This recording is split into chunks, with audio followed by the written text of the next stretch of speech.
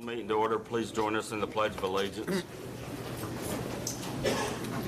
I pledge allegiance to the flag of the United States of America and to the republic for which it stands, one nation, under God, indivisible, with liberty and justice for all.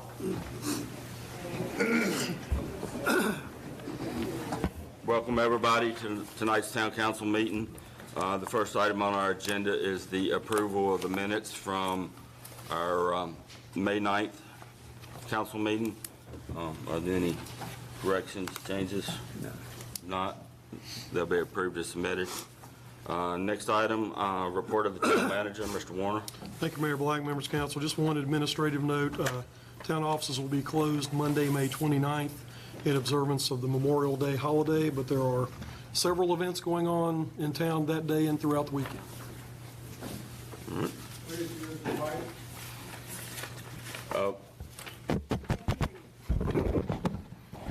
Town offices will be closed. Can you hear me now? This mic is not great. Town offices will be closed Monday, May 29th for Memorial Day. Sorry about that. All right. Next item is appearances before council. So this is our public comment period. We're going to allow those that have signed up to speak. We're going to limit you to 3 minutes. Obviously, we've had a public hearing on the boundary adjustment issue, and it looks like everybody wants to speak about that again tonight.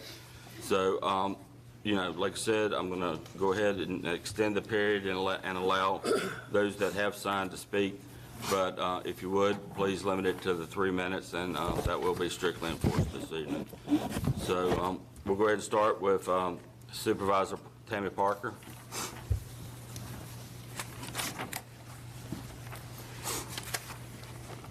I'll skip the formalities. I didn't know I was only going to have 3 minutes to speak, and I'm not going to get done. But thank you for this opportunity. I have some information that I hope you'll consider before you take this vote tonight. Some questions I've had is, why do you have to pay county and town taxes?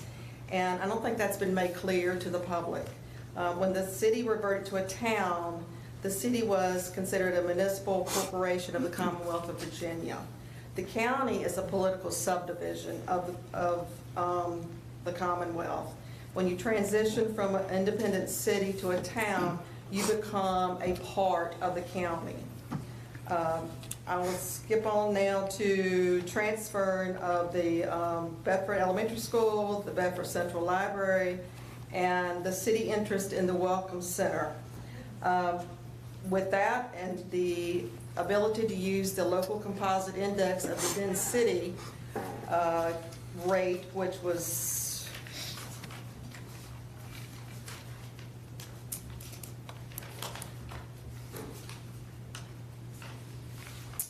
I can't find it. The local composite index at Bedford City at the time was 0.3132. With that ability to use that rate, the county was able to get extra state funding, as you I'm sure have heard. The state funding was about $6 million that went not to the county of Bedford, but to Bedford County Public Schools. Bedford County Public Schools was not a party to this reversion agreement. So when the first year in 2013, when they got that extra funding, what they did was put it into their operations budget. As also you know, with the reversion agreement, the county had to build a brand new middle school on county property. That money that went into the operations for the school was then not available to build the new middle school.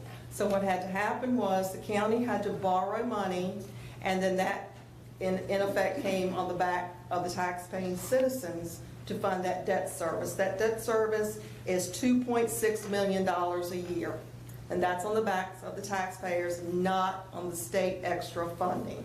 So with that extra funding going into the school system, that puts now the county, after 15 years when that money goes away, the county will have to come up with the money to build back into the school system. That's going to leave a hole in Bedford County Public Schools to the tune of every 1% is $600,000. That will leave a hole in Bedford County Public Schools budget of last year. The projection is $7.887 million that the taxpayers in Bedford will have to funnel into the school system to make up that deficit. That's a change of circumstance, and I really believe that that was not the intention when the reversion agreement was made. There were, obviously, if that money was to use for capital improvements, primarily to build the new middle school. So the county, as a change of circumstances, the county will have to fund. County tax dollars will have to fund and plug up that hole. Secondly, what's happened with the reversion agreement, the town of Bedford, as you know, no longer operates a landfill. So the waste from the town of Bedford has been going to Bedford County's landfill. Well, with the extra trash from the town and the extra growth in the county, our landfill now is full. So we're no longer technically operating a landfill. What we're operating now is a transfer station. So our money that the landfill, when it was operating as a landfill, was an enterprise fund. It was self-generating. It supported itself. But now, we literally just went through our budget.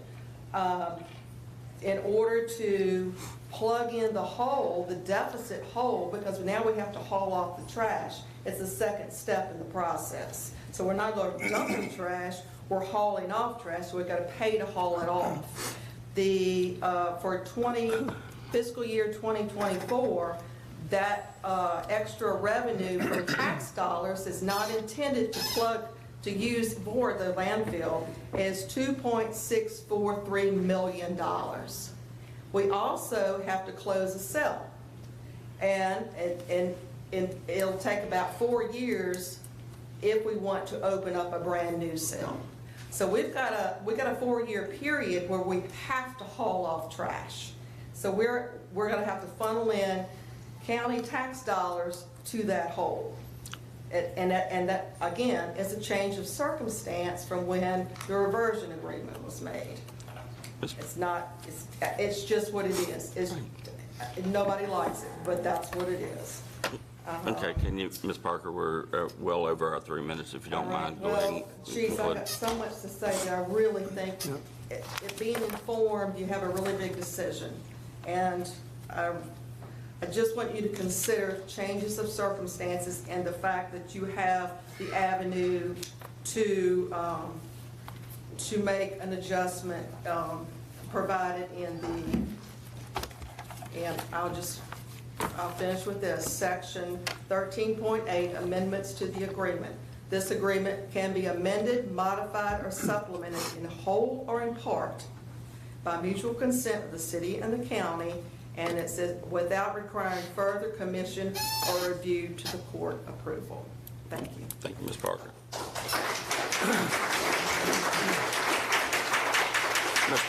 Mr. Miller, Mike Miller, if you would, for the record, once again, give your address as well.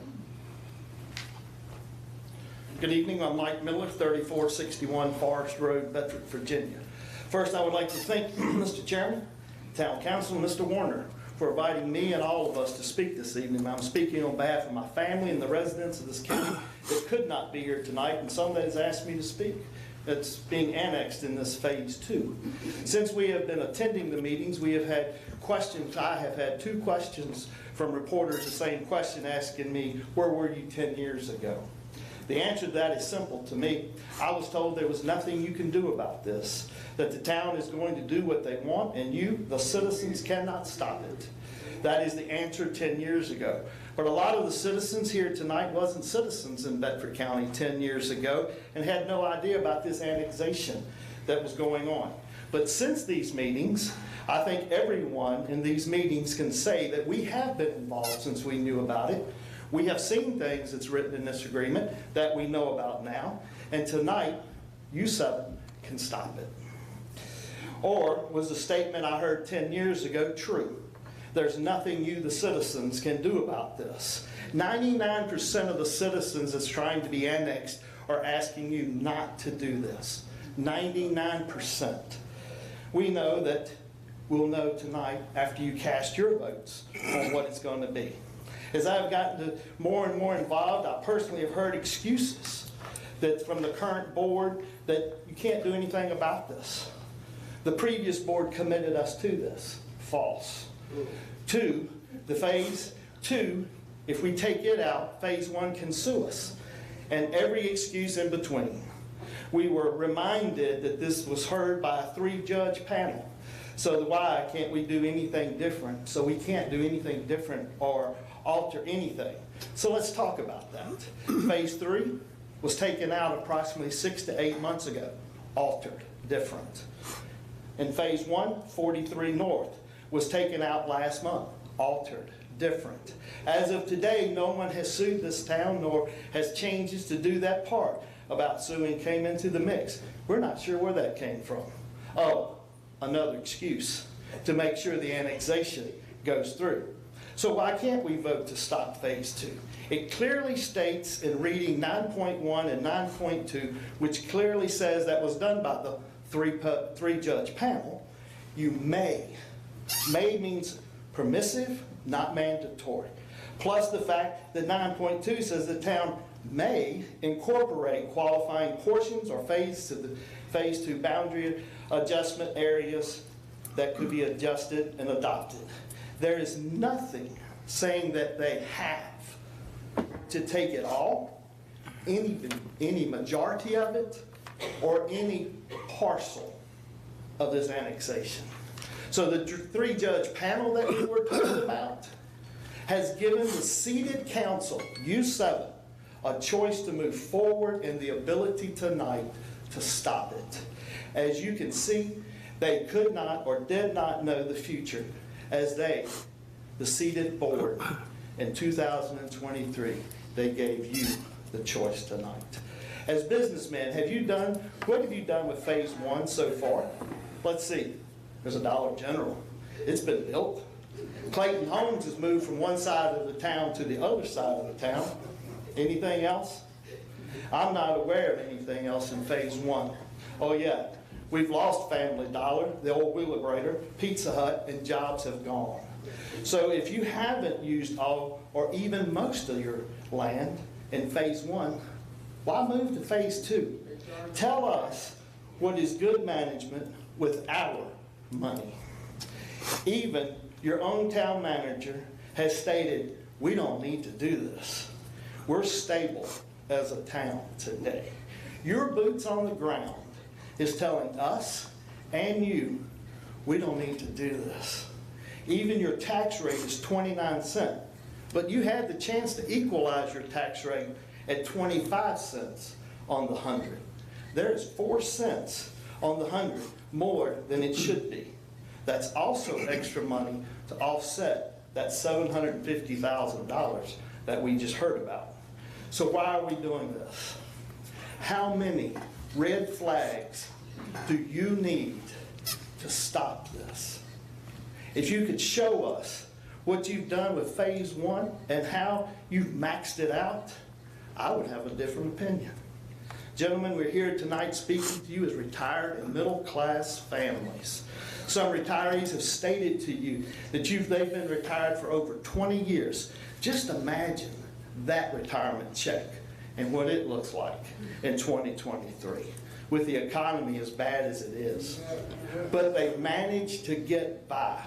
This vote, if you vote to do this, devastates them and it devastates the working class of this county, is what it does. What we can't wrap our heads around is, if you know your community is hurting, why would you go for more to inflict more pain, more hurt, more worry, and more taxes on your neighbors? Just yesterday, a Good Morning American, Michael Strahan, stated that we are now experiencing an all-time record high in layoffs. Businesses are closing. like it's been reported that Walmart, Bed Bath & Beyond, stores are going out of business and Dollar Generals, they're prospering. Why? Because people can't afford the luxuries anymore. They just have to get by. If town council votes for this phase 2, this will do just the opposite of what other leaders and citizens to just stay stable in this economical downturn. Gentlemen, this will affect us all. What does a retired senior do when their taxes go up? Do they figure out what meal they eat or skip, or what medication do they skip? And that's a reality here. Maybe what medications, but gentlemen, this is a reality, and I want you to know the last thing. Last week, I told you this back in last month. I went by the Church of God on your east end of your town. Traffic was backed all the way around it.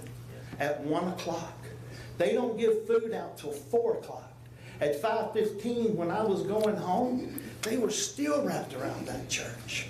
It's what they were. And then, let's go to the other side of your town. Let's go to the Bedford Christian Ministries.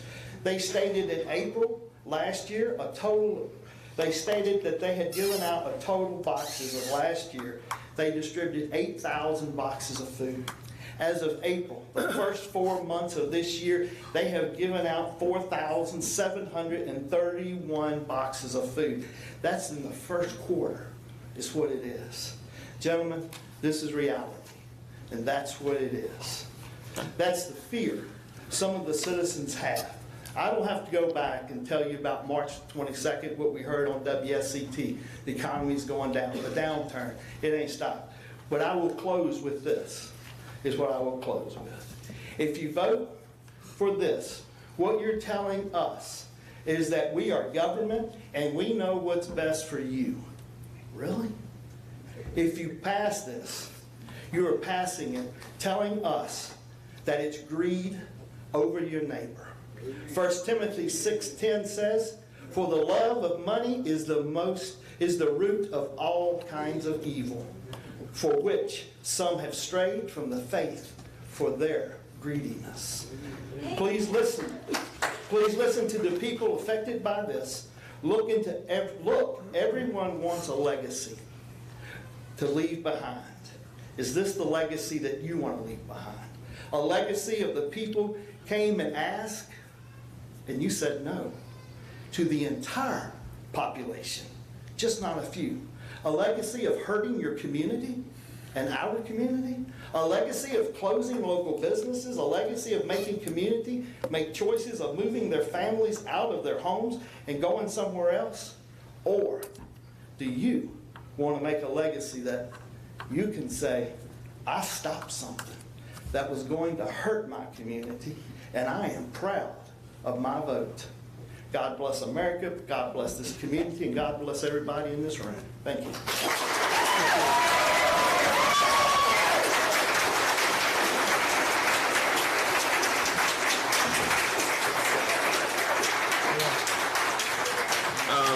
Next is Judy Hilton. All right, so I'm sorry, but I'm going to actually start strictly enforcing the 3 minutes because we have no, sir. No, sir. We've got Judy Hilton, please. Yes. Give us your name and address. Yes, sir. I'm a single retired resident on fixed income. Ma'am, Give us your I address. need your address, please. Oh, 1226 Big Island Highway. Thank you. I'm a single retired resident on fixed income. In January, I had a heart monitor put on me because of the high stress the situation has caused me. These are the unfair double taxes that would be adding at least $2,000 more on to my budget to live on. And it serves no purpose at all. We are, for me anyway, maybe for all of us, we are being hostages, we are being held hostages because of poor financial management of this town over the years. Now we have to bail out the town knowing that 99% of the residents said no to annexation. Councilman, please do the right thing for our residents. Vote no. Thank you. Thank you.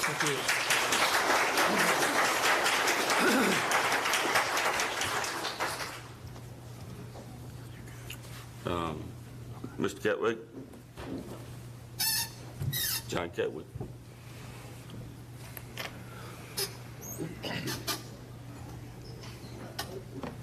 John Ketwig, 1717 Wycliffe Street. We retired 10 years ago and moved to Bedford and have absolutely loved this community. People drive down the street towards you and they wave and smile, and it's just been a very comfortable, nice place to live. And all of a sudden this issue has come up, and I got to say, you did a nice job of not letting it get a lot of attention till the last few weeks. And I feel like that was managed, because this thing stinks to high heaven. You're gonna double our taxes, and the city manager says the homeowner will get nothing in return. We haven't voted for you, for the people who made the agreement 10 years ago. We haven't had a bit of word other than to come up here and talk into the microphone, a few of us, but 99% of the people that we've talked to going door to door said, no, we're against this. This is highway robbery. If you vote yes, don't say yes, say stick 'em up, because that's what it amounts to.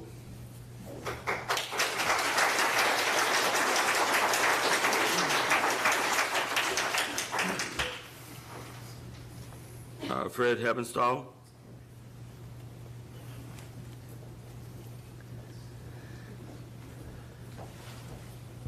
Good evening, Fred Heptonstall, 103 North Branch Road, Bedford.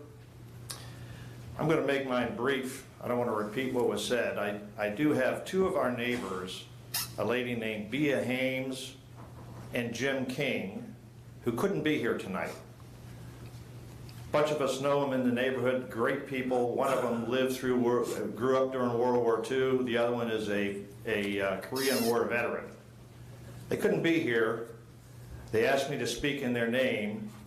I'm not going to go into a lot of detail other than to say they were both at home praying that you make the right decision for the people you're proposing to annex. Second thing I want to say is, you see the energy in this room. We've had lots of discussions. I've had my phone ringing off the hook.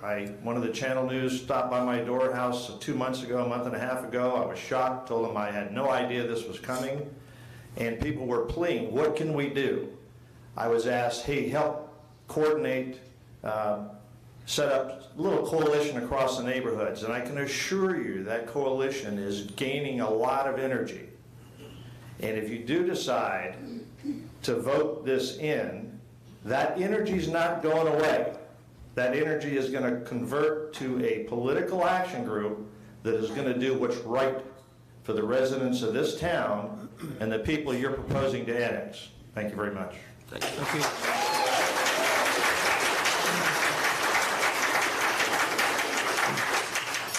Cindy Gano.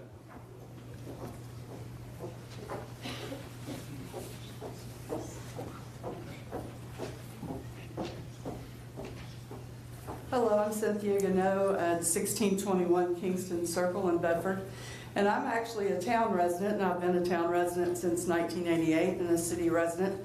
And and I've been paying this level of tax since 1988, and I have to say, I think I'm representing the silent majority of town residents that, are probably in favor of this, actually. We have been living in this town, we've been paying this tax rate, and we're not destitute because of it. We've been able to survive and, living side by side with all these people, and I can understand not wanting your tax rate to raise.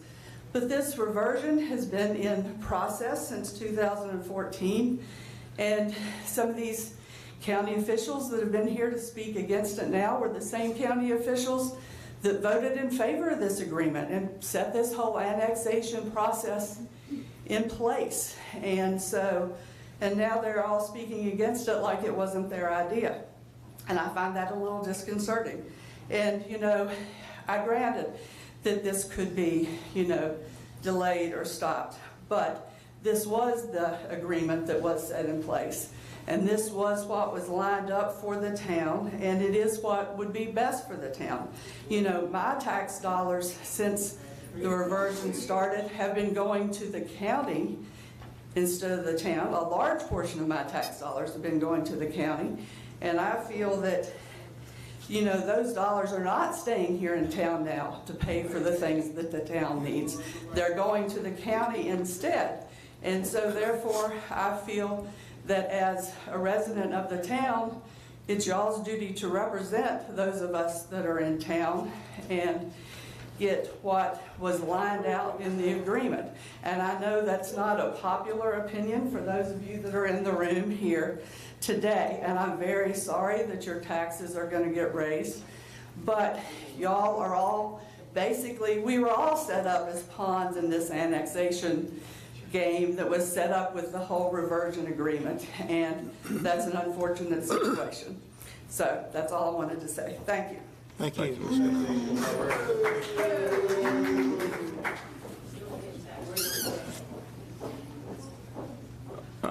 David Hardy. David Hardy, 6302 Forest Road, Bedford. I'm speaking on behalf of my parents, John and Audrey Hardy. They've served the state of Virginia as public school teachers their entire working adult life. My dad is 88, my mother is 87. Their effective tax rate after equalization between the county and if the town annexes their property will go from $1,497 a year last year to $2,800.67. That's an 87% increase. My parents live off of Social Security and a small state pension that is provided through the Commonwealth of Virginia. So here's what I say tonight. If you want to do something, do a compromise. You either pay one or the other. If you don't want to pay Bedford, don't pay it. If you don't want to pay the town, don't pay it. But why doesn't the town and the county get together? The only service that you're going to provide, it's not sidewalks or street lights. Get real. The only thing that the town can provide my parents living just north of Bedford Memorial Hospital is the city police. Town police, I'm sorry, used to be city. My parents bought their home way before this ever happened. They bought it in May 23rd, 2013. This was not even a discussion or a topic at the time. So, pick what's important. You want to provide town police? Fine. They're worth it. You're not. You, and all of you can run for Board of Supervisors, you can be appointed to Bedford County Planning Commission, or you can run for a county administrator, you can run for the Commonwealth's Attorney of Bedford County, and I don't know, you're a manager, secretary, what, I'm sorry, I don't know your position. Put the shoe on the other foot. Put yourselves in my parents' shoes. They serve this state. They're not rich. They're getting by. I dispense their medication every day of the week to keep them out of a nursing home. So if you think raising their taxes 87 to imagine if I'm not and say, you know what? You owe me $1,400 and you didn't provide one damn thing to earn that money. So I'm asking you, do the honorable thing, do the right thing, and vote this down. My parents were here way before this thing went down, this agreement from city to town. Honor them. Honor the Virginia's public school teachers. Thank you.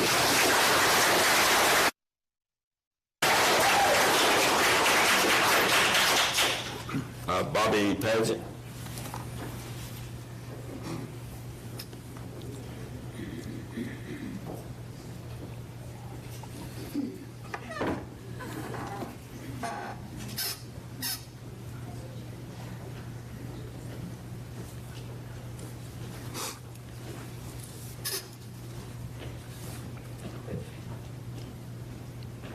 My name's Bobby Paget. I live in Bedford, 2039 West Lynchburg, 7 Turnpike.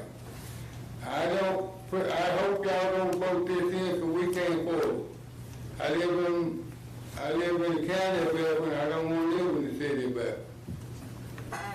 And I hope and pray y'all can do something to avoid this. I mean, I ain't rich by no long shot. I can't afford this extra tax. I have to work a little bit to make my money to live on. I can't afford all this stuff. And I hope you can vote it out. Thank you. Thank you.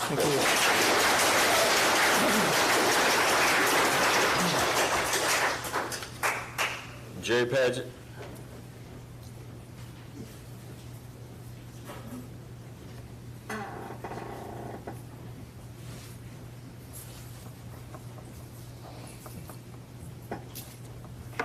Hello, my name is Jerry Paget. I'm on Social Security. I've been working for the last 35 years in a mill. I've paid taxes and everything else. And this up here, I just want to know why, because it ain't doing us no good at all. It ain't helping us by raising our taxes, making us pay more money. And like I said, I'm on Social Security. I'm on the budget now. So I ain't rich. I raised 2 kids in the family. So right now I'm 70 years old and I'm trying to make ends meet, and it just ain't working. Y'all raised that up any higher, it's gonna be even more rougher. So I just want to say when I'm fixing, I just want to have one question. Why? What's benefits changed? She said they done away with the laundromat, they done away with the Delphi here, they doing away with everything, schools moving out of town. Why? And Walmart probably next, and jobs are going out big time. I just want to tell you that. Mr. Paget, your address, please. 2027 West Lynchburg, Salem Turnpike. Thank Bedford, you. Virginia. Thank you, Mr. Paget. Thank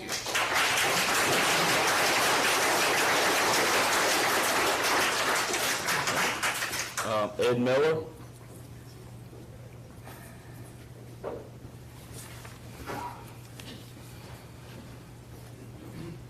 Good evening. My name is Garland Miller Jr. I go by Ed. I live at 517 Catawba Road. That's in Daleville. However, I'm a landowner at 3355 Forest Road. And what I want to talk to you tonight is about, I believe in the system. The system where public hearings are held and real people get to come and talk to those officials who are able to make decisions based upon issues that have been brought live issues, real issues, like Mr. Harding up here talking for his parents. That, when he talked about that back in April, it has just made an impact on me. And I know that if you're sitting up here this evening and that you have an ounce of compassion within you and what the people have said, everyone at the March meeting that the town manager was an informative meeting for us, was opposed to it. And it was a packed house that night, probably 30 people maybe or more. And then in the April meeting, the same thing. Everybody has voiced their displeasure and they do not want to be annexed. And I believe that the voice of the people should be heard. And it should be, maybe there's 1 or 2 of you there that are on the fence, but just please take what the public comments have said in the last couple of meetings and please take that to heart. I mean, Mr. Harding's parents is going to have to choose between paying taxes or taking their medicine. And that in America should not be a choice that anybody should have to make. It should not happen in the United States of America. So please, please, consider the people, because it is, we the people have expressed our opinions about what is about to happen, to say We do not want to be annexed. And I thank you for your time.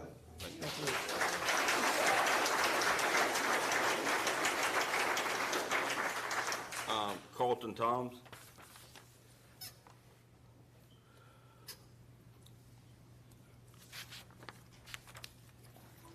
I'm Carlton Toms. I live at 1368 Big Island Highway. Now, I'm not a long-winded speaker, so I'm not going to speak very long, but I do have a few things I'd like to say. I have been retired for 23 years.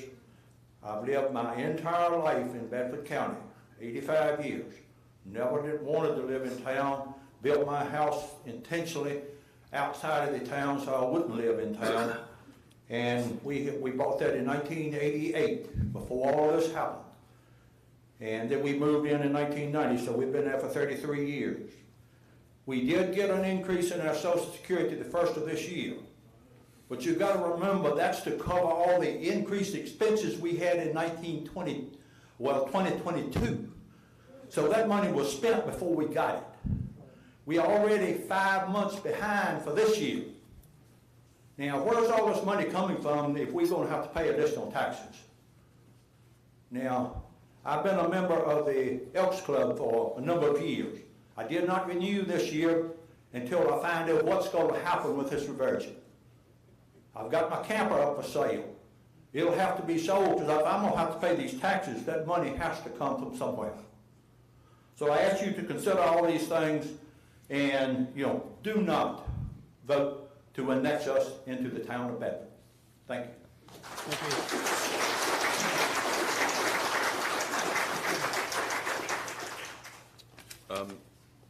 Meg Kiley.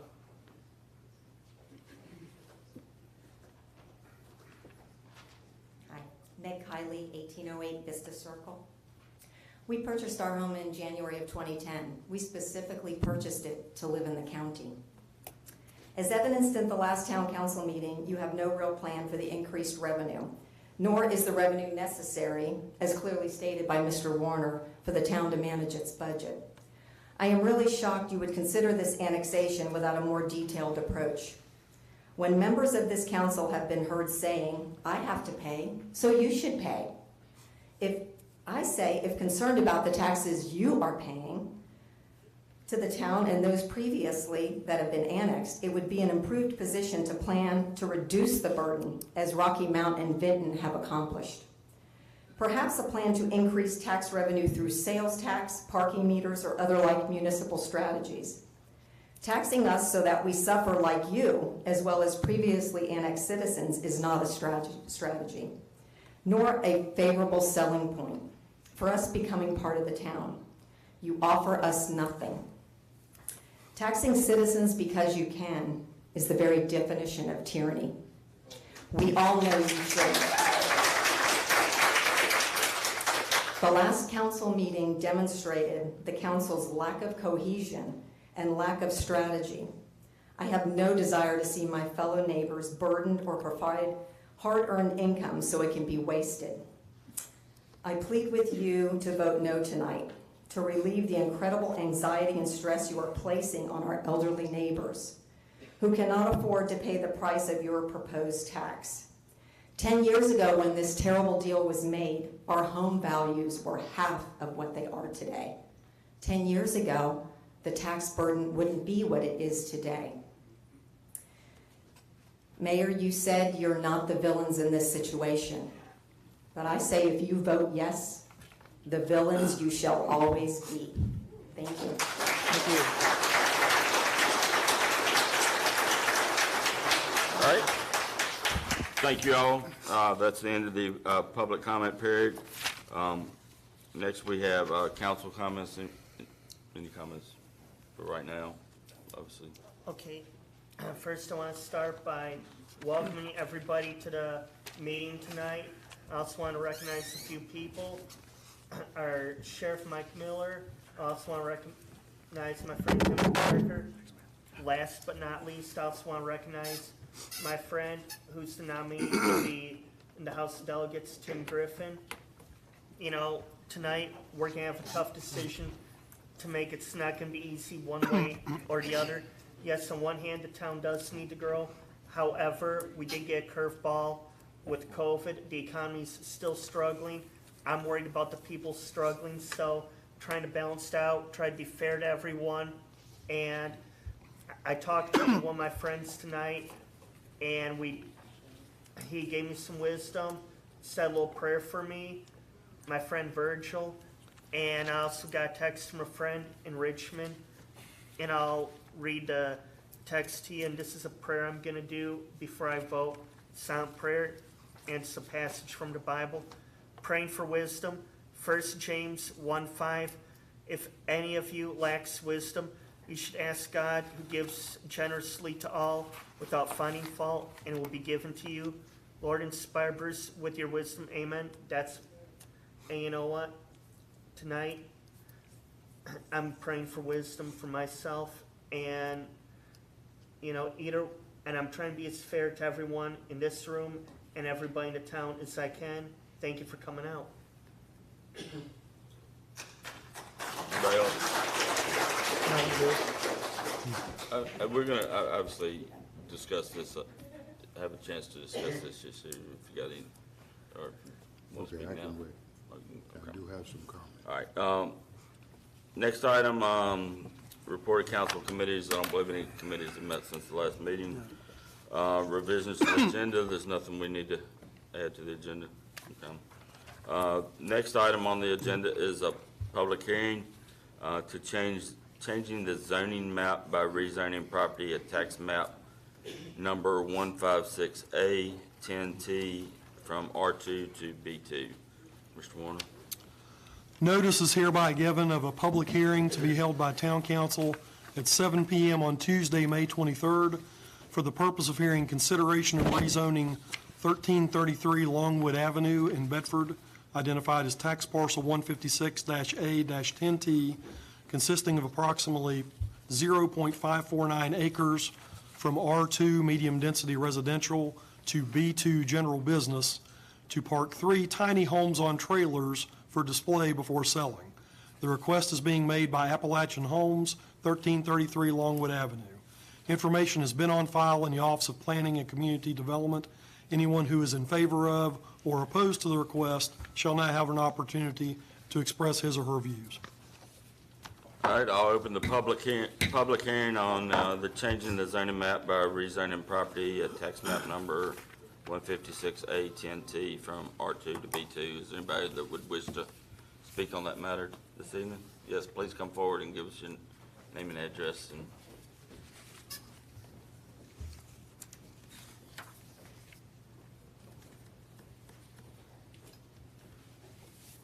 good evening, and thank you for allowing us to come tonight. My husband and I, Mark Metzger, my name is Hope Metzger. We are residents of Bedford County. We are business owners in the town of Bedford. And we bought the old Longwood Florist building in 2017. And we completely renovated the foreclosure and created a profitable business for the community, taxpaying community. And when this building was a florist before we owned it, it was a storefront. It was a retail business. It was for the last, 70 years. And currently, it's a real estate office, Magnolia Mountain Realty, and Appalachian Homes. We also have a in-house mortgage lender, Movement Mortgage, and a law firm, Forrest. What we would like to do is, contrary to the topic of discussion, we would like to sell tiny homes included in our log homes and other homes that we sell. We sell land. We sell $20 million worth of property out of that cute little business in the town of Bedford. And we really love what we do there. And we've also spoken with the new RV park, and we'd like to partner with them and have these tiny homes for the community to come and enjoy our Bedford Peaks of Otter and just love what we do because we can. And These homes are built by an Amish family. They include full kitchens, bathrooms, bedrooms, heat, air condition, septic and well hookup, and electric. There are also some models that are not as technology savvy, if you wish, for cheaper. And there are beautiful homes. I mean, they're handcrafted with screws. It's not like some, I mean, it's not like a cheap little shed that you just plunk on your land. They're high-end homes. And I just want to tell you, I'm just a woman who's trying to make a living in Bedford. I'm not trying to put a trailer park in front of somebody's house. There is a hitch on the trailer. The steps cover the hitch. It is a beautiful thing. And I don't want to bring them and move them and bring them and move them. I just want to set a couple up as a model so you can come and look at them. They custom build these for the clients and deliver them to their house. So if you don't mind, could you please allow me to sell something out of this commercial building that I've purchased and worked my blood, sweat, and tears trying to make a living, and just let me keep doing what I love doing, and don't stop me. I mean, I've worked hard for what I do, and I need the okay, please. Thank you. I want to add a couple of things. I know there has been some current concerns about the traffic volume, and increase in the traffic volume. Well, it's on Longwood Avenue, so there's already over 9,000 cars a day, and the little bit of traffic that comes to this office would not make any difference on the total traffic count. And so it would not generate any additional traffic coming in and out and at one office. And it would bring some tourists and some revenue to the town. And I'm thinking we could use that money right now. And also, one other thing is this has been a retail business for 70 years. Yes. And it's owned residential. And it's zoned residential, yes. Yeah. And so, we just want to get it zoned back to what it should be. It was built as a commercial building. There's no way it could be operated as a residence. It's just not laid out for one. Please and thank you. Thank you. Thank you. Is anybody else who wishes to speak on this public hearing? Yes, please come forward. Give us your name and address and your thoughts.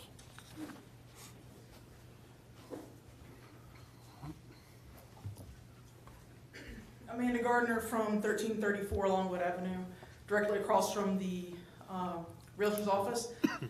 I don't want to see this go forward because you can dress a trailer up any way you want to, but it's a trailer nonetheless. They are pull-behind trailers. The parking lot, it's not that big. They've already got plenty of, there are multiple times throughout the month where there are numerous cars there. The parking lot's full of sometimes. What are they gonna do with those cars? But also too, those trailers are gonna make my property value that I bought 2 years ago go down in value.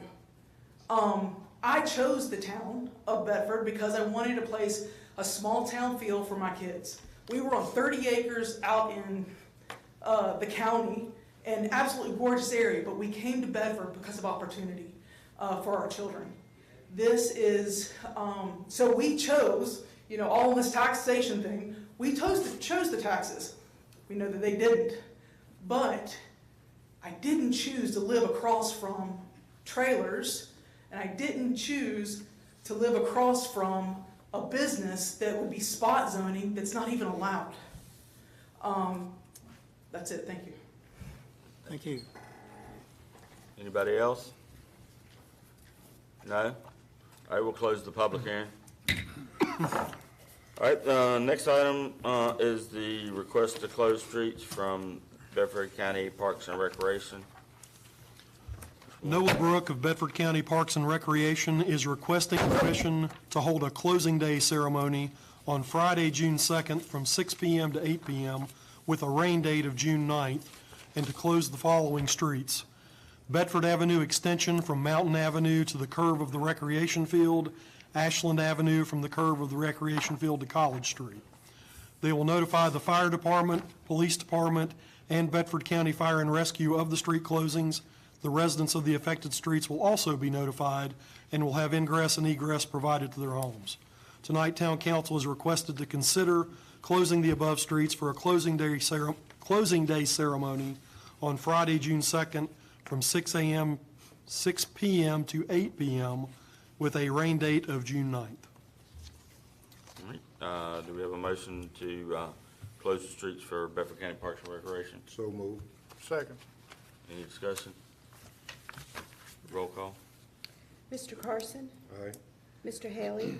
Aye. Mr. Hartwick? Aye. Mr. Johannesson? Aye. Mr. Schoen? Aye. Mr. Stanley? Aye. Mayor Black? Aye. Motion carries with 7 ayes. All right, next item is the ordinance for the incorporation of portions of the Phase 2 boundary adjustment area. Warner, would you read that? On December 18, 2012, a special court duly constituted and convened as provided in Chapter 30 of Title 15.2 of the Code of Virginia entered a final order validating and affirming the voluntary settlement agreement of transition to town status and other related issues between the City of Bedford and the County of Bedford. Section 9.1 of that agreement provides that the Town of Bedford may adjust its boundaries to incorporate portions of certain areas of Bedford County collectively referred to as Phase 2 boundary adjustment areas in accordance with the requirements of Article 9 of the agreement. Section 9.7 of the agreement provides that parcels in the Phase 2 boundary adjustment areas that have not already become part of the town pursuant to Section 9.2 shall automatically become part of the town 10 years after the effective date of the Phase 1 boundary adjustment upon the adoption of an ordinance providing for such incorporation. That 10-year period expires at midnight on June 30th, 2023. Section 9.7 of the agreement further conditions that the town has a right to incorporate remaining portions of the Phase 2 boundary adjustment area upon the entry of an agreement by the City or Town of Bedford, Bedford County, and the Bedford County Public Service Authority, providing for consolidation of their water and sewer systems and creation of the joint authority described in Section 6.2 of the agreement. Such agreement was executed in 2012. The town hosted informational sessions regarding the matter on March 23rd, 2023 and March 25th, 2023. Town Council also held a public hearing on the matter at its regular meeting on April 11th, 2023. The ordinance, legal description, and plats have been appropriately advertised under the provisions of the voluntary settlement agreement. Tonight, Town Council is requested to either approve or disapprove the ordinance to adjust the boundary line of the Town of Bedford with Bedford County to incorporate portions of the Phase 2 boundary adjustment areas into the town pursuant to the voluntary settlement agreement with Bedford County. If approved, such ordinance would have an effective date of July 1, 2023. All right, I'll open it up. I move to adopt the ordinance to adjust the boundary lines of the Town of Bedford to incorporate portions of the Phase 2 boundary adjustment area into the town pursuant to the voluntary settlement agreement with Bedford County. Do we have a second? Second. Discussion. Mr. Stanley? Mr. Stanley. So, Mr. Carson, would you like to just start and we'll just go around the... Yeah, I would. You know, we've been going over this the past few weeks. And I gotta tell you, I lost a lot of sleep trying to figure out how to do the right thing. I've read the agreements over and over. I've listened to you talk, even all of the mean talk that you have given, you know. I've never had to walk away from cussings in my life since this. Not a conversation, a cussing. I go to the store about this. We could have had a conversation. When I took this seat, it wasn't about hurting anyone. It was about helping everyone that I could. It's not about the prestige a position or this seat, because if the law would allow any one of you sitting out there, you could have this seat, because that's not what I'm about. That's not what I'm about. But I heard you talk about taxes. I heard you talk about your hardships. But what I haven't heard anybody talk about is those people with hardships that have been paying these taxes for years. They have been paying them. They couldn't afford it, but they have been paying them and not complaining. This is not something we came up with all of a sudden. This was 10 years ago. We could have had conversation 10 years all the way up to this, but we didn't. The problem with Bedford that I see is because we got 3 different entities here that refuse to work together, to talk together, to meet together. The county, the Regional Water Authority, and the town council. Everybody wants their own agenda. But if we're gonna do anything, we have to learn how to talk together. Because all of this could have been voided if we'd have started this a long time ago. We might have seen this. We knew it was coming.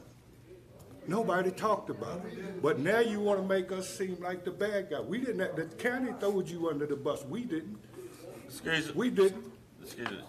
We didn't. Excuse me And for a if you second, Mr. didn't know, Carson. I'm sorry. If you don't mind, you all had your chance to speak. This is If you tonight didn't know, that we I'm get to sorry. speak. But to put a hardship on you, that's not my idea of being up here. I don't think it's anyone's idea. You talking about taxes? Yeah, we pay taxes. We're not using that as an excuse. We pay them. We're not trying to do anything underhanded or illegal. And I have prayed, and I've asked God to help me to make the right decision. And what he lays on my heart is do the right thing and do it legal. And we are legal. We didn't ask for it, but we are legal, however this goes. But I'm gonna tell you something, however this goes, I certainly hope that some of you will do some soul searching, because we did not deserve the customs that we got. We did not deserve that, I sat on my front porch and people come by and holler out nasty things, But like I said, I didn't get in this seat for any reason other than to help people. So if you're gonna hate me when this is over, however it goes, you go ahead, because I have already seen your hate. I've already felt your hate. And I had nothing to do with what was written 10 years ago. But I tell you what, for all of you that did that, I forgive you. I forgive you. I have no animosity. I understand where you're coming from. I know where you're coming from, because I've seen it, I've seen it. The people that cannot afford it, I've seen it. I've even had to help people pay their taxes and pay their light bills. Did I have money? No.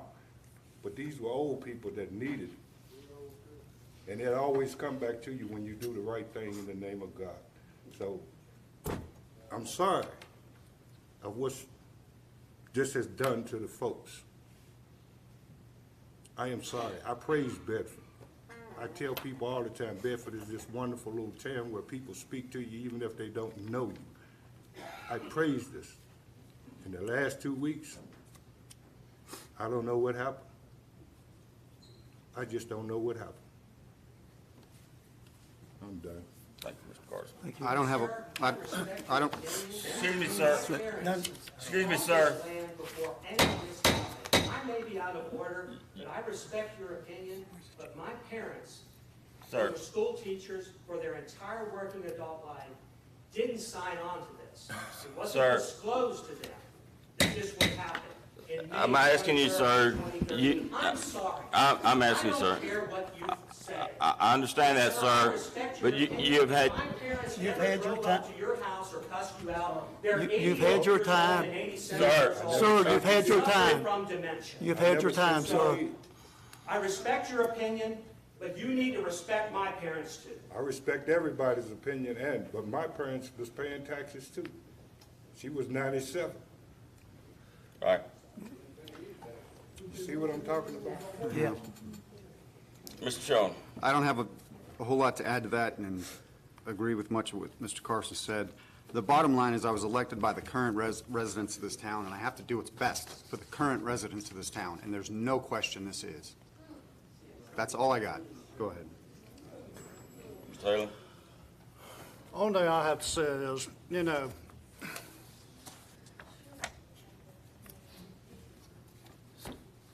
No, sir. We're not taking questions or comments at this point in time, sir. We won't have to request that you all speak up. I don't. Okay, certainly. To the crowd and to the whole. Okay, I won't know how you vote, but I know how to vote next time for you. certainly. Yes, sir. We'll make sure, please speak into the microphones, everybody. Appreciate it. Yes, sir. Thank you. No problem. so, you know, I've been here through the whole process. I seen the vote in 2012. Are the microphones on? Can you hear me now? Sorry about that. I'm a low talker. I don't talk real loud sometimes, so please forgive me on that. So I've been here through the whole process. I've been here for the last 10 years to see this reversion take place. This reversion came into effect before I even came onto council. I remember sitting in the December meeting of 2012. This reversion was voted on. I had no vote in it. You know, in the process of doing that, you have to read the reversion contract. There was benefits and not benefits for the county, town, different people throughout the town. The county got certain things, the town got certain things. And it was all agreed on. You have to sit down and read this whole reversion thing and see what was agreed on and what wasn't agreed on. There was two government bodies that actually put this together. And, you know, I appreciate everything y'all came up here and talked about. I've listened to everything. I've listened to all your emails. I read all your emails. I might not respond it, but I read your emails. Whoever sent me emails, just let you know. But, you know, the process of this whole thing is not trying to do anything to hurt anybody. And I know some of you think that. But the process is to move forward. We didn't create this wheel. The wheel was already created. The wheel is just gonna roll forward. That's pretty much all we got to do to it. And the process of this, you know, I've listened to several people make certain little threats and stuff like that. You know what? You know, you can threaten all of us and you can tell us you're gonna do this and you're gonna do that. And you have opportunity to do it.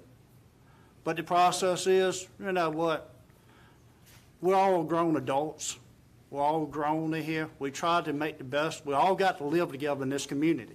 And we're not, but that's what I always try to preach to everybody. You come up here and make somebody mad or do something against somebody, you got to live in the same community. In the process, you know what? You might have to work with that person one day. And when you have to work with that person, in the process, there's always going to be hard feelings. Thank you. CG. Well, can y'all hear me? Can you hear me? Okay. If you all would listen just for a few minutes, give me the time to briefly give you all the outline of how this thing started and why we are here tonight. You don't know a lot of it. I am the only one who was on the town or city council when reversion started. So I want to cover some things that have not been said. But first, I want to thank you all for coming here tonight. I've heard your comments, I've read your emails, and I understand it. It's an emotional issue. I heard the very same thing when the Oakwood Village project came up. Exact same thing. A lot of town residents were against it. I voted for it, even though it joins my backyard. And I think it's been a great thing for the community. People have stayed here, people have come from out of town. It's been a great thing for Bedford in general. And I want to thank the town residents who also have talked to me and supported me and given me their thoughts and ideas on this. We do represent the town of Bedford and the current residents. So we have to vote to where we think and what is the best interest for the town. Pure and simple. But I do want to go back. I was on town council from 2002 to 2013. After phase one reversion, I decided not to run because my job was pulling me in 5 different directions. Not because of anything related to this. This reversion started probably, or the talks around 2010. Richmond, we heard unofficial rumors. They did not want the small cities anymore like Bedford. They wanted to do away with them and revert to town status. Give me the time here, sir. Please listen. I'm telling you the facts. I was there. Most of this was in closed session. I cannot and will not discuss all the details. I was there, so I know what happened. Lacey Putney, the most powerful man in Richmond at the time, knew what was going on. He came back and planted the seed with the city council and the board of supervisors, basically saying y'all need to get together and discuss reversion. It is not anything the council came up with. We did not brainstorm it. Not a bolt of lightning came out of the sky. It was from Richmond. That's where it got started.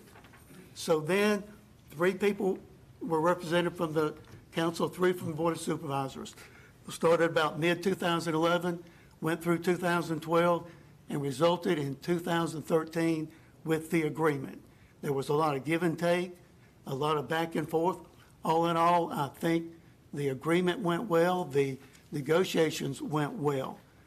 Now, remember, when I say this, Richmond threw out a lot of incentives and grants to revert from city to town.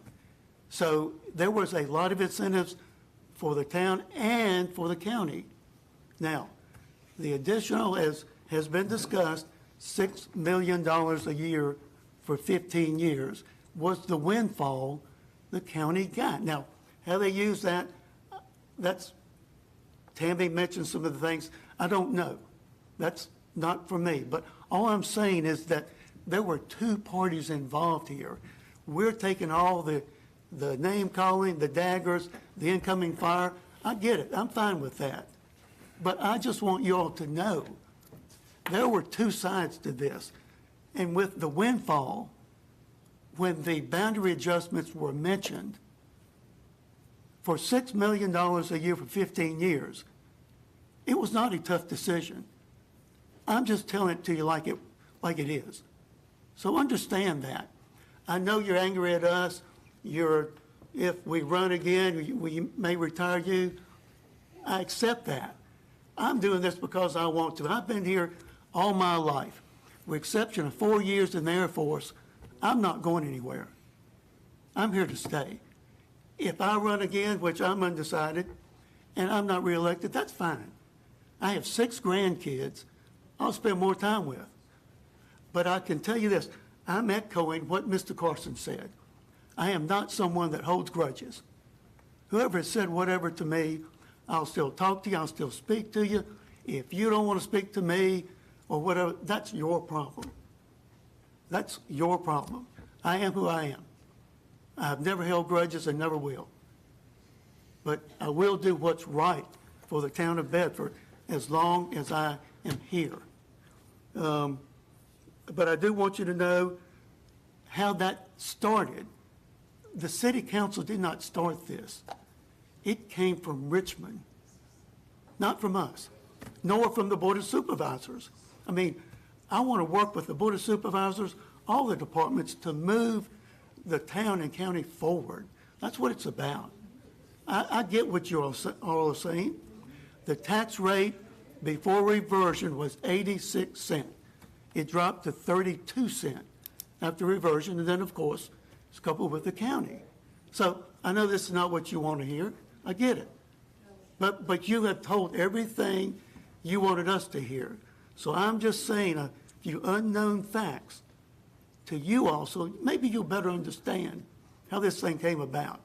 It was not our idea, it wasn't the Board of Supervisors' idea. It came from Richmond. Richmond. And we are going to vote for what is the best interest of the town. Thank you.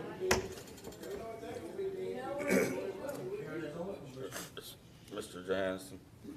Thank you. I have to agree with my fellow councilman in some of the wording that has been put to us.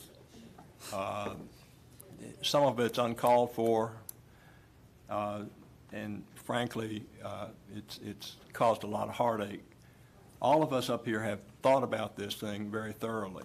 We don't just pass it on and let it go. We've listened to what you had to say, and some of it has been just remarkably not true. A couple of things I would say. The council members here, all of us, we pay both the county and the town taxes. We've sometimes scratched our head and said, what are we getting for this? And I understand that. The taxes we pay all for state and federal government, we all kind of scratch our heads and go, what are we getting for our money? I think this council has tended to spend money in a very frugal and directed manner. We don't just throw money around and walk away from it.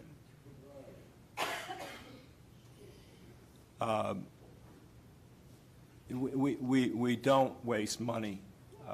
We've had a very tight budget. I would say that town residents have paid to the county of Bedford $5 million a year in real estate, personal property, and sales tax. We pay, whether you know it or not, the sales tax that's collected in the town of Bedford, 80% of it goes to the county. 20% comes to the town. That's a fact. And that's based on the number of school children.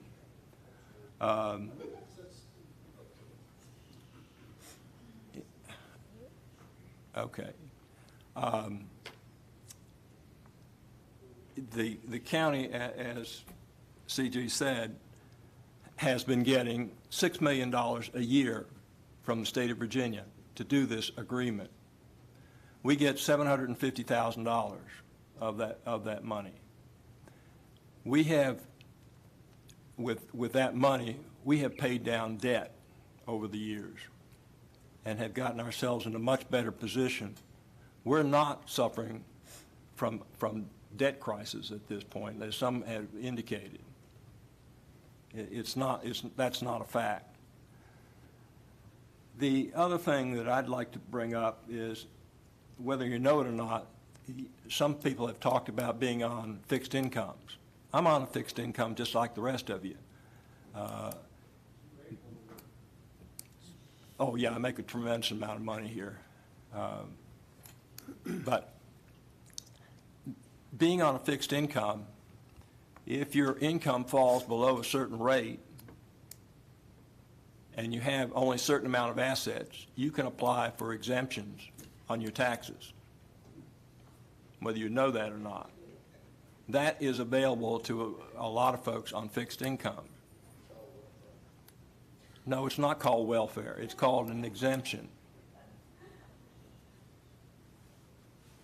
And if you're on a fixed, I have family members who have had to go through that. Not in this area, but in other areas. But please, if you have a limited income, you're on a fixed income, and you're over the age of 65, you can apply for exemptions. Other than that, I'll be quiet. Thank you. Mr. Harwood.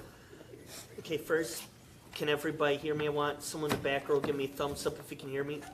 Okay, excellent. Now, obviously, this is probably going to be the toughest vote that I'm gonna have to make up to this point. You know, not only have I heard about people worried about their taxes beyond fixed incomes, like Councilman Johansson said, they can apply for some exemptions if they're 65 and older and their income's below a certain level. However, I've also been looking at seeing what can be done to ease the burden. Some people are worried about possibly could they lose the ability to either have bonfires or hunt under land. People have came to me about that. I've already started looking and see what can be done to ease that if this was to pass tonight. I want to get this on the record. Mr. Lockaby, can we ever go back to being a city? No, sir, Mr. Harwick. Not under current law. And, you know, right now, I'm just trying to balance everything. I'm trying to be fair and just to not only the residents here in town, but the ones that could possibly be annexed. I have to be as fair and just to everyone as I possibly can. Been talking to people. I've also been getting as much of the facts as I could, doing a lot of praying, tossing internet at night. I've lost sleep over this, to be honest. Earlier today, as I said before, I talked to one of my mentors, kind of went over some things with him. I talked to him for a little bit of guidance. My friend Glenn sent me a text praying for wisdom and guidance. And before I vote tonight, I'm going to vote for wisdom and guidance.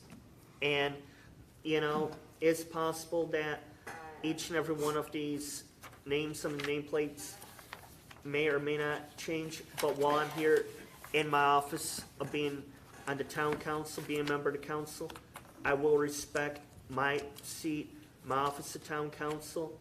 And regardless what happens, I'm going to ask everybody, please give us the respect, but I'm going to vote my conscience, and thank you for coming out. Thank you, Mr. Harwood.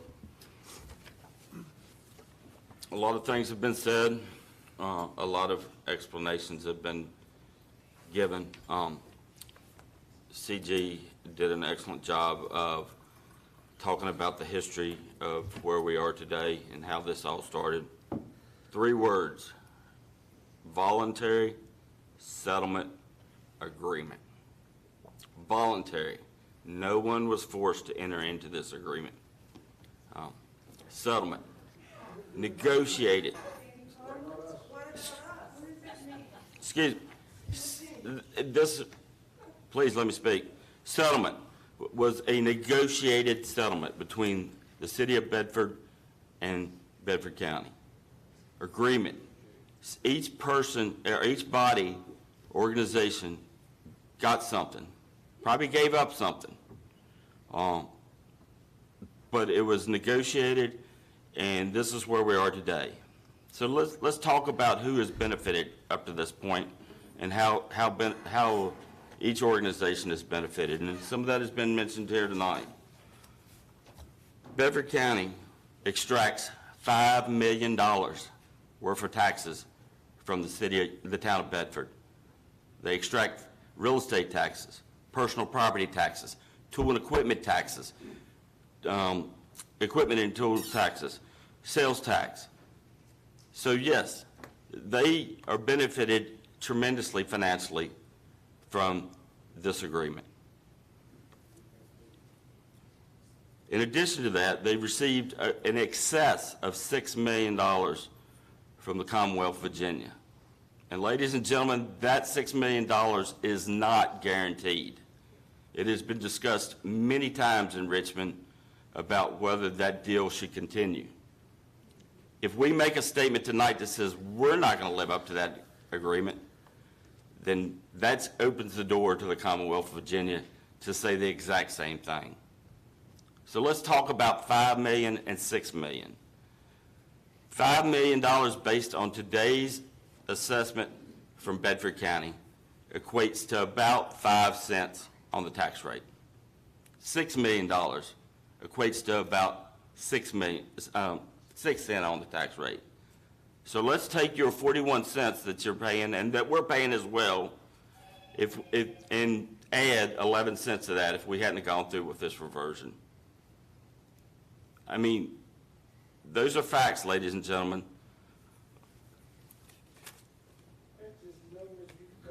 The construction of a new middle school. That benefited all of us in this community. Our students were attending school in an 80-year-old building that didn't meet the needs of this community. So that was part of the negotiated settlement. And our students now are attending a almost brand new 5-year-old, I guess now, middle school. Now, how that money was managed between the school board and Bedford County, we had nothing to do with that. We had nothing to do with that. That was not part of our decisions. The other item is the Bedford Regional Water Authority. So here in town, we had and we still have, an aged infrastructure for water and sewer. So part of the reversion was for them to form a regional water authority to take over that infrastructure. How have we all benefited from that? We have gotten a new water treatment plant out at Smith Mountain Lake with a water line that brings water out of Smith Mountain Lake. In the early 1990s, this area, due to a drought, almost had to go on some serious water restrictions.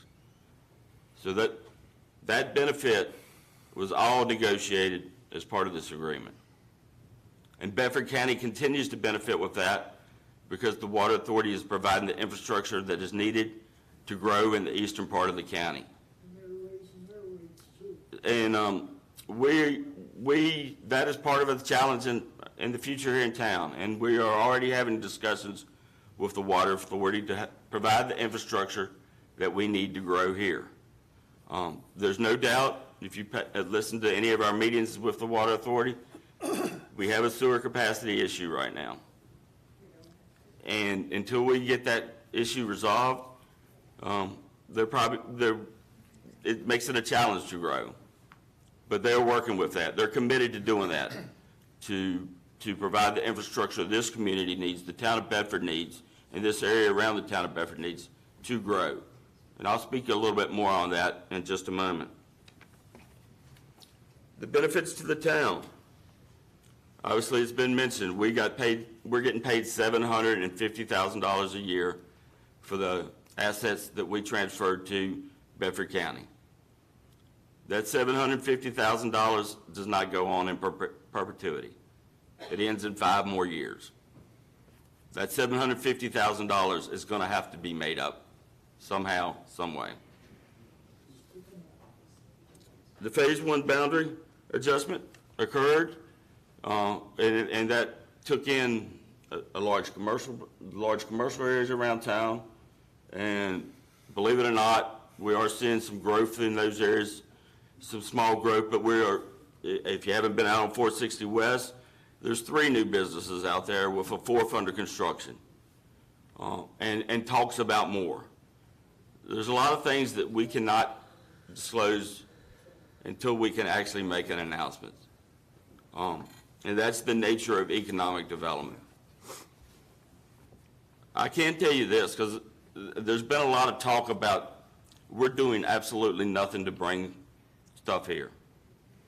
I'm going to give you just a few examples of the things that are going on right now that I've had discussions with. There's a developer that's spoken to me about building 121 units of residential units. There's a developer that's discussed to me about building 100 residential units. We had 200 residential units potentially coming into the Governor's Hill area, but due to sewer capacity, was not ready to be developed. There's been discussions about building many homes around the Elks Home. So, ladies and gentlemen, residential growth is going to come. There is also retail, and I've spent 25 years in commercial real estate finance. And the number one rule is commercial development does not happen until you have the rooftops. So There's been discussions, that was one of the reasons of reversion, is to improve the demographics in the town of Bedford, improve the population number. It's a known fact, national retailers are not going to look at a community unless you have 10,000 people in it. The other part of the reversion was the duplication of services, and we were supposed to, it was to benefit both the town and the county to eliminate some duplication of services. I'll be honest, that's working okay. There's work to be done. The county provides recreation department where the city used to have to provide its own recreation. Yes, yes. The county provides stormwater and erosion and sediment control for development. So the town does not have to do that. Obviously, the big one is law enforcement. We pay taxes to Bedford County to support the sheriff's department. We also pay taxes locally in town to support the police department. They're two different, they're both in law enforcement, but they're kind of a little separate. I mean, you say you don't need the services of our police department. So sometimes I wonder, do I need the services of our sheriff's department? But I'm going to be honest here. I would rather have two law enforcement agencies in this community doing everything they can to keep crime down and protect us. Don't be naive, sir. It could come here in a heartbeat. Yes. It could come here in a heartbeat. It is here. You speak to our law enforcement officials. Speak to Sheriff Miller. Speak to Chief Lewis. They know the challenges they're fighting to keep drugs out of our community, to keep crime down. Just because you live in a very, very safe neighborhood, and I do too, and we're blessed to have that, but it's only because of the hard work of our town police department and the sheriff's department. Sir, I appreciate your comments, but you've had your chance to speak, and so we're going to, if you don't mind, I would appreciate you not interrupting us but so much. You know, everybody, so the water authority's gotten their benefits from the reversion. The county's gotten their benefits, and they've been getting that benefits for 10 years. So, yes, let's be honest. You're going to pay extra taxes if you come into town. I can't deny that, and I feel for you. I wrote 4 checks to Bedford County yesterday for a large amount of money, and like I said, there's times I question the value I get for that. So this town will be committed, our employees, our management will be committed to provide you the same level of service that we provide our current town residents for the same value. You say you don't need them, and I understand that, but I've been a taxpayer for 10 years paying both taxes. And I can tell you, as a taxpayer, I'm not speaking as the mayor or a council member, I'm speaking as a taxpayer. I know I get value for the 28 cents, and it's 28 cents, not 29 cents. I know I'm going to get value for that from the town of Bedford. I don't know I'm going to get that from the 41 cents from the Bedford County. Some of you talked about equalizing tax rate. We did the exact same thing that Bedford County did. They did not equalize their tax rate. They went to 41 cents, and their equalized tax rate was 38 cents. So, you know, as county taxpayers, we have got to start asking the same questions you're asking us of our representatives over there.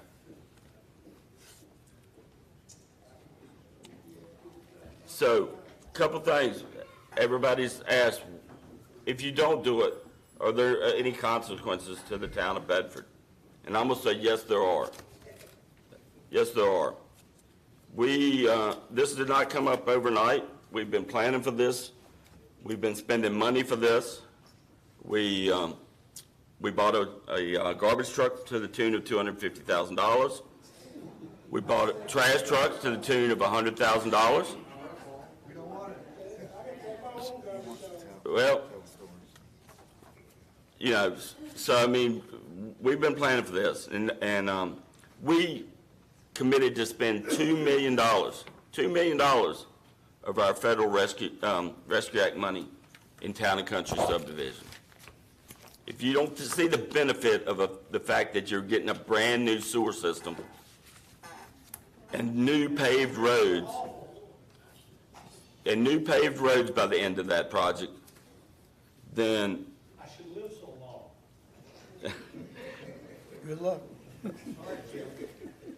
well, they've told me that it would be done by the end of this year, so that's what I've been told. A few other issues, that we've heard over time during these hearings and these meetings about the burn piles. I've actually spoken to the town of Bedford, the Bedford Volunteer Fire Department, Russell Stevens. Burn piles are allowed in the town of Bedford. They are allowed in the town of Bedford. So that myth that they are not allowed is not a true fact. They are allowed. The only thing we ask that you do is you contact Mr. Stevens so that our fire department is aware of that, and they can notify dispatch that there's going to be a controlled burn in a certain area. And the reason for that is because we're a little bit crowded area than, you know, some of the areas out in the county, so we don't want our fire department running out if they don't need to. So, and the only other restriction is we do not let you burn on Sunday. The town ordinance doesn't let you burn on Sundays. So that's the only differences that I've been told by the person that's actually in charge of that, and who is actually a forest warden for the and works for the Bedford Volunteer Fire Department. Hunting. We do currently have, Mr. Lockby, have you gotten some more research done on the hunting ordinance that we currently have in place, and how that will affect these citizens? Well, currently, it applies differently within the old city boundaries versus in areas that were taken in phase 1, or depending on how you vote, in phase 2. In the phase 1 and phase 2 boundary adjustment areas, it applies exactly this, almost exactly the same way that it does in the county. Okay. As far as the hunting goes. I also have, at Mr. Hartwick's request, and I think at a couple of other, I think you also asked me to take a look at the specific language of a couple of sections in there, and I have done a bit of drafting and have bounced some beginning of drafts among staff and Chief Lewis's office, but that's still in early stages of putting that together. But there probably will be suggestions for some amendments within the next few months. And that would be in the current down, or would that be in the new areas as well? It would be in both. Both, okay. Yeah. But we hear that concern. You know, I'm not a hunter, but I've got plenty of family members that are, and that's not a right that I want to restrict to you all, and that's the issue, that issue. Gotten couple emails, some concerns about zoning and agricultural uses of properties and livestock. I spoke to Mr. Warner today. There's no plan. I believe that actually in the agreement says we will not change any current zoning right now. We do allow some agricultural use in town, and that may be another issue that we need to kind of review and look at. But in land use, we do. If your property is in land use in Bedford County, we're going to abide by that just as well. So you would pay land use taxes in the town. Like I said, those are just some questions and some issues that have been brought up in the meetings that I just wanted to kind of clarify some on. I'll be honest, if this goes through, just like the first 10 years, there's no change is ever perfect. All we can commit to doing if we do take you in is to continue to try to provide you with the best service that we can. I know our employees and our management, and I know this council's committed to this. If we take you in, you're a full class town of Bedford citizen, and we should and will treat you just like the ones that are currently in the town. With that, I appreciate everybody's willingness to tell us their issues. I don't take it lightly. I mean, I understand that this is a big change for a lot of people. It was a big change for us 10 years ago. All I can say is, you know, I've known a whole bunch of you for my whole life. You know, I grew up in Town and Country. That's the first subdivision I lived in. When I lived there, I didn't have any idea whether I was in town or county. We went to the same churches together. We went to the same schools together. Played on the same ball teams together. And it was a really strong community. And like some of our council members have opined tonight, I'm sorry that there's anger in the community. I'm sorry there's tension in the community. I respect every one of you. I respect your opinions.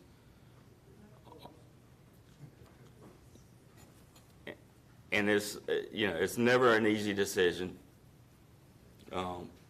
But like has also been said, I've gotten numerous calls, numerous emails, been hit up in the grocery store, at the ball field, from the people that live in town, the people that voted for the 7 of us. And they are absolutely, I'm not going to say 100%, just like I can guarantee you there's not 100% of you that live in that community that are totally opposed to this. I've spoken to some. I've spoken to some. Yeah. I've spoken to some that live in North Hills. I have. There are some. There are some. But anyway, that's neither here nor there. Like I said, we're here to represent what we believe is in the best interest of the town of Bedford citizens. And with that, I'm going to finish it, and we're going to just go ahead and move to the vote. So we have a motion and a second. Go ahead and call for the vote. Mr. Johannesson? Aye. Mr. Schoen? Aye. Mr. Stanley? Aye.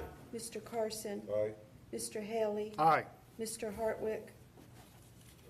No. Mayor Black?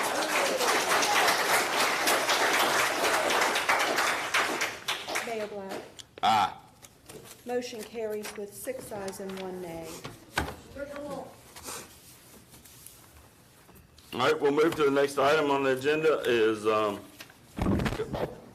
ordinance to change the zoning map by rezoning property at tax map. If you want, we'll take a 5-minute recess. Probably let them get out of here. Yeah, we're going to take a 5-minute recess. They don't leave.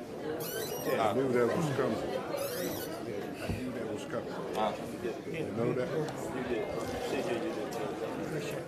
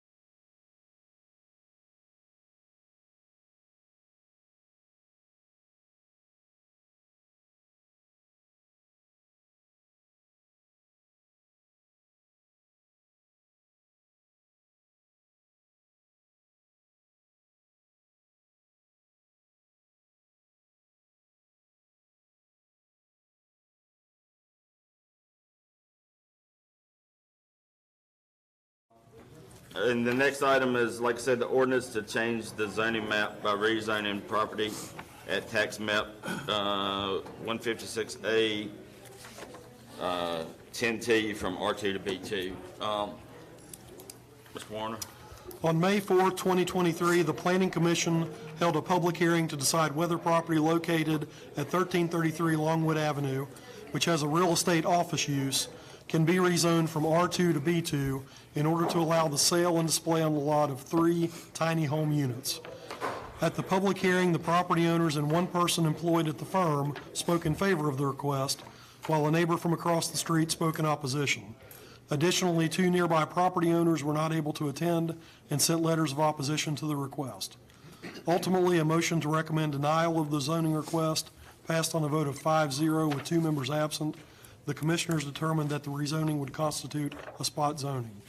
Tonight, Town Council is requested to consider an ordinance to rezone tax parcel 156-A-10T from R2 to B2 without proffered conditions. So moved. Second. So we have a motion, and a second. Discussion.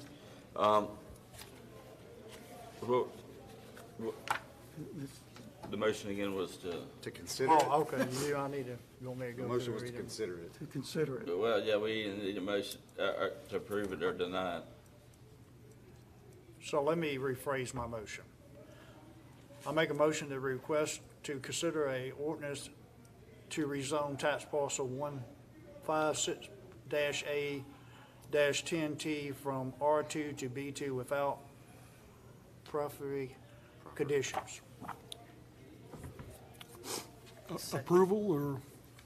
Move to approve it, the change in the zoning or the, so we gotta, so we gotta either approve the change in the rezoning or deny the Made change. a motion. Okay. Are you moving to approve it? Are you saying we should rezone?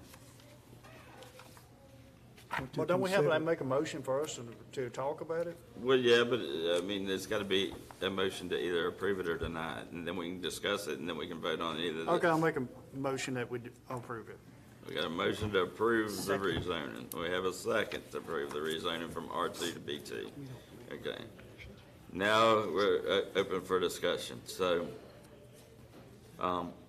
Mary, I mean, is there a staff report or anything you would like to, any information that, or Darren, Actually, I wasn't at the meeting, but I see that the Planning Commission, Cindy, had voted 5-0. Sounds like, from what I've looked at it, it does look like it would probably fit it in as a spot zone, which is a no-go. I mean, I know, Mike, technically the definition of spot zone gets a little tricky as far as whether it is, but it does look like it to me. The legal definition of spot zoning is a upzoning above what is foreseen in the comp plan for the benefit of the owner and not for the community. Right, and it's hard, because I mean, I'm always sympathetic to businesses, and I know it's been a business for a long time as well. But I'm deferential to the Planning Commission and you know, what the decision they made. This is Longwood. It's currently R2 residential, but I guess it was grandfathered in, right? Yeah, it's a legal non-conforming use, is that correct? Yes, a lawful non-conforming use, and a lawful non-conforming use, you can keep doing that use as long as you don't significantly expand it, as long as you don't discontinue it for 2 or more years. And this would be an expansion of it. Obviously, we're rezoning. Which I believe is why Ms. Zirkle said the rezoning would be necessary. There's nothing within R2, Mary, that they can do to make it work? Mr. Mayor, members of council, they are currently zoned R2, which would at most allow duplex. So no commercial uses are allowed in the R2 that it currently is, and that is why they've requested B2 to have retail sales. All right. I mean, with the redraft of the zoning ordinance coming, I forget how many months away we are. Do you know? I can't remember. We're on track for the 18 months pending the map. I mean, maybe it's that time, something we could consider. That would be something definitely the Planning Commission will need to look at, mapping that whole area if they want to make a change for other commercial uses that may be in existence, to make them conforming. Non-conformities are okay. They may be something you actually would want. So So the B2 district, does it start at Shady Knoll? Yes. So Yes. Dairy Queen on the Yes. right? From and- El Cazador and Dollar General on down and then back. And then, yeah, the Dollar General, and the lot next to the Dollar General, is that, so, The lot to the left that is undeveloped is also B2, but not the corner lot on, what's that? not on Oakwood, if you're on. No, Show you is that Belmont? No. Street, yeah. Belmont Street, Belmont. the corner of Belmont and Longwood, that, before you get to the vacant lot where the duplex is, that R2? I can look, but the B2 starts at the vacant lot to the left of Dollar General. Okay. On the north side of Okay, so it doesn't come all Down the way down to further, the right. corner where This those is all duplexes along are. there. Okay. With the redraft of the zoning ordinance, and I'm just kind of throwing it out there, is there something with a conditional use or something eventually that, I mean, with conditions on this, because we have to be sympathetic to the neighbors over there with the concerns about it, could be a trailer park. I don't think that the changes, because that planning commission started with the uses and how they would want, what use would they want in what district. I don't believe they made any changes to R2 that would allow conditional use for commercial. So, yeah, I guess the question becomes, how far do you want to start bringing B2? B2 up. Because Longwood. even though, and I certainly want to support our businesses too. This is, to be quite honest, this is a tougher one. I'm of the same mindset. I wish there was some way we could work this out. I mean, but again, the question is, do we want to move further up Longwood in B2? Yeah. Yeah, I know. I get that. I mean, I've shopped at, Longwood Floors plenty of times, so I'm not creating something new, I'm just filling the hole. Where it was an empty, run-down building, I'm just trying to fill the town. Yeah. She's displaying products outside the building that has never been done before. Okay, so we had a public hearing, so we're, yeah, I mean, if we got questions, we'll ask the owner. So my question, all right. Where's my train of thought going? The other issue is if you change it to B2 without conditions, then any use in B2 could be used at that property. B1 and B2 would be both included, so you have a list in your packet. So that opens it up to more than just what they're wanting to try to do with putting, these tiny home models out there. I mean, I get that. So that's why it would be nice if there's some kind of middle ground where we could almost be specific that, hey, this use is this use, but that's a conditional use, and we don't have that. Make So- it work, yeah. What if I want to sell flowers? Same issue would apply. It's still zoned for R2. So without getting into too much detail of the history of it, the property was retail sales. Actually, I believe it was vacant for the 2 years at which time it was in foreclosure for sale from 2015 to 2017 when it was taken over for that. So I believe it has lost its non-conforming retail sales use. And so looking back at the records of when a new zoning permit was issued for the office, which is a lesser intense commercial use than full-on retail sales, staff approved that zoning permit for an office. So we've stepped back in one level of intensity, but we're not fully back to being conforming with an R2 or residential zoning district. It's a big ask for a whole rezone for really one lot.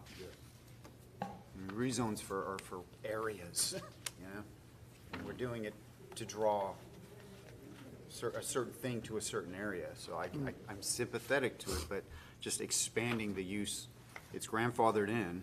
I just don't know about going beyond what it's allowed to do right now. Now, we're gonna have a zoning change eventually, and I think we can address it then. I just don't know about right now. That's my take. For the revenue. You need the money. Spot it for the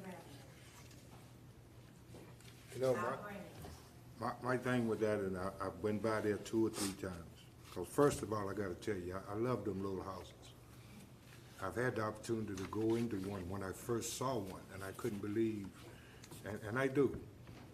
I think that there could be a good use for that to solve a lot of problems, those little tiny homes. But as I was riding up and down Longwood Avenue, the thing that got me was Longwood Avenue is pretty much a historical district all the way up to it's our main thing. And I think about it, Christmas, everybody works hard, they're lit up.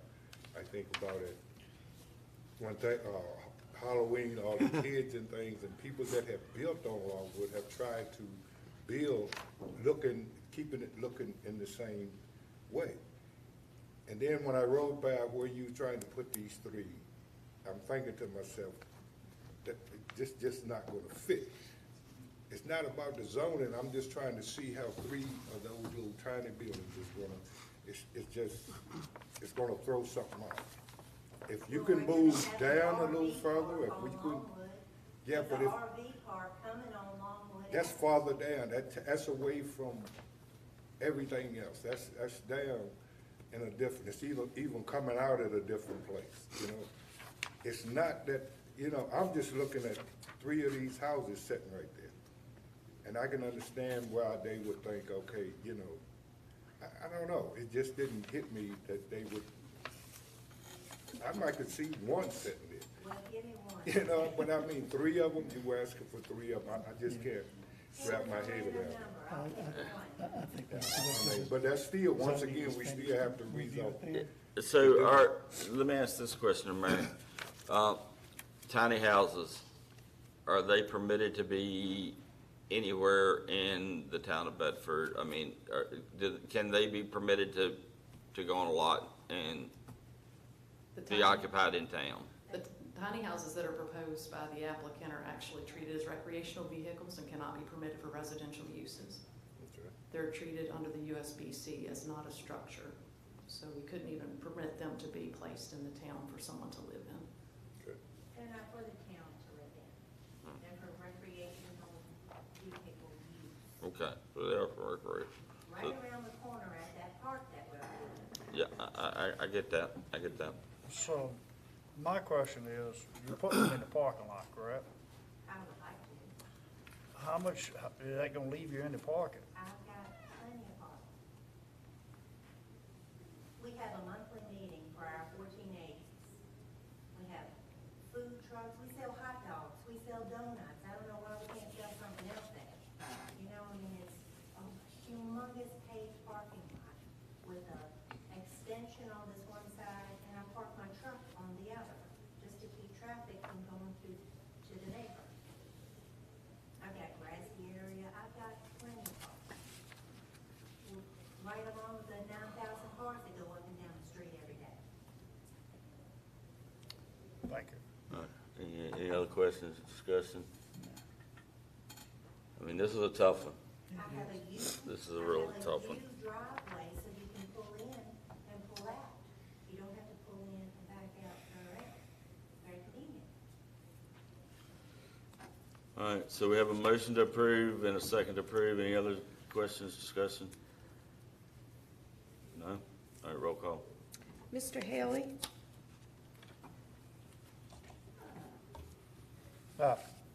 I'm sorry? Aye. Aye. This one. Mr. Hartwick? Aye. Mr. Johannesson? No. Mr. Schoen? No. Mr. Stanley? No. Mr. Carson? No. Mayor Black? Man, it's tough because it's the first time I probably ever voted in 9 years against a business, but I'm gonna say no. And Motion fails. 2 ayes and 5 nays. We're gonna keep working on the rezoning. We got a lot of work to do there. yes. I mean, and that's coming. I know it's not what you want to hear, but we're gonna, we got a lot of, because it was so sporadic over the many years ago, and we got a lot of work to do. So It is a commercial building. I got you.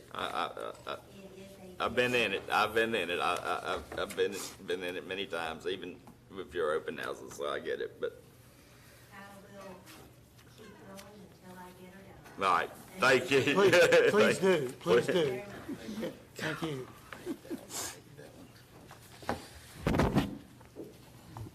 All right, next is, adoption of the budget for fiscal year 23-24.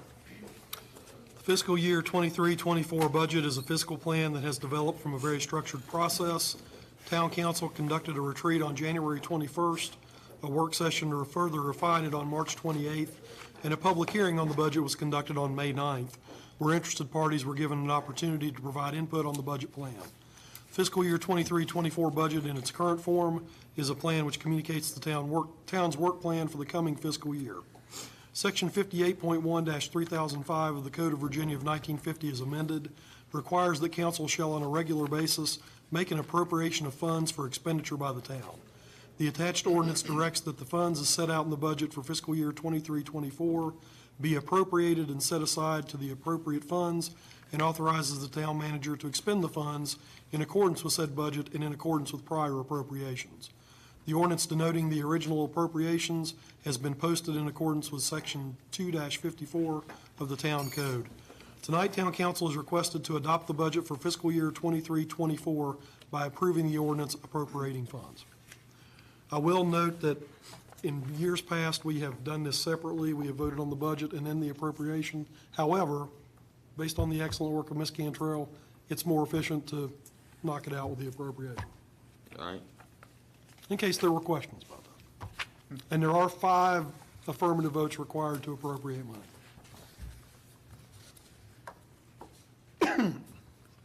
All right, so do we have a motion to adopt the budget for fiscal year 2023-2024 by approving the ordinance appropriating funds? So moved. Second. Any questions, discussions? I have one discussion. I know Darren ain't gonna like this. Outside agencies. I talked to the mayor and I talked to the vice mayor, and I would ask we look at the Bedford Boys Tribute Center, because they promote a lot of history in our town or whatever, just like a D-Day or any other day in the museum or so on like that. I know we talked about we weren't gonna give them about $1,000. I would ask if we can give them another $1,000, $2,000.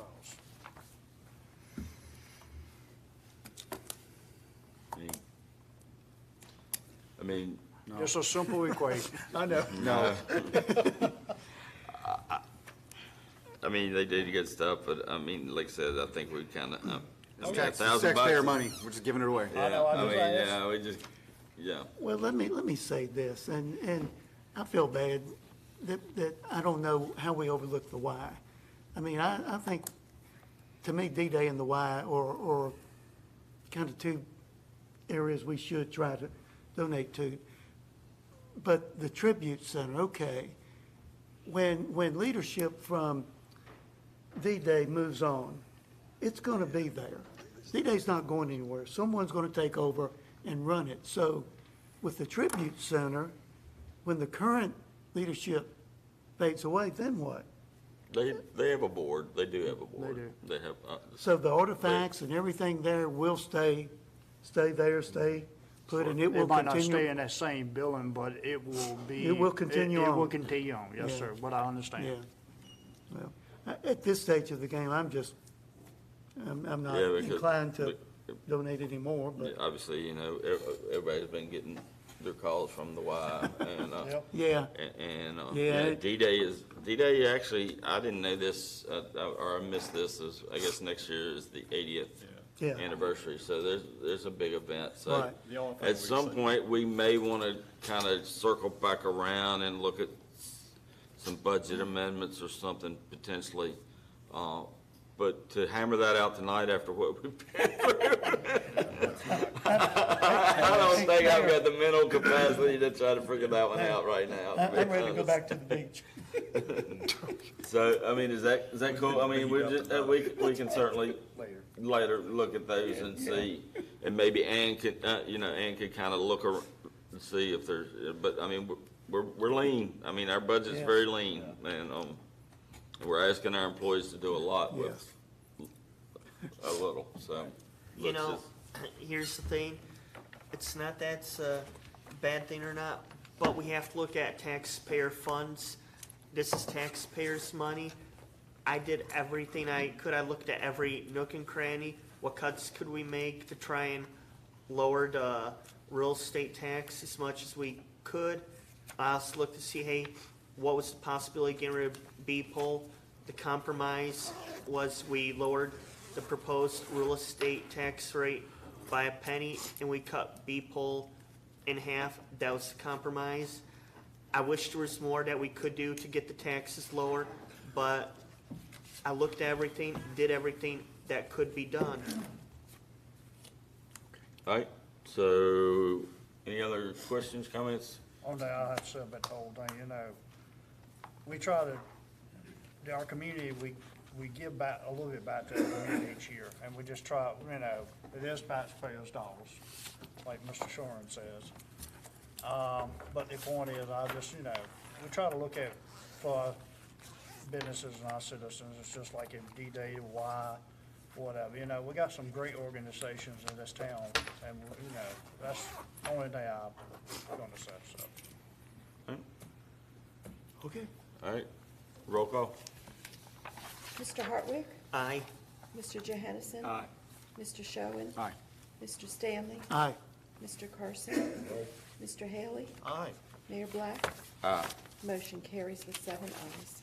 All right, just real quick, well, we'll take care of that, we'll take care of that, about whether we're gonna need to have a meeting, because, I won't be here, but you can meet without me.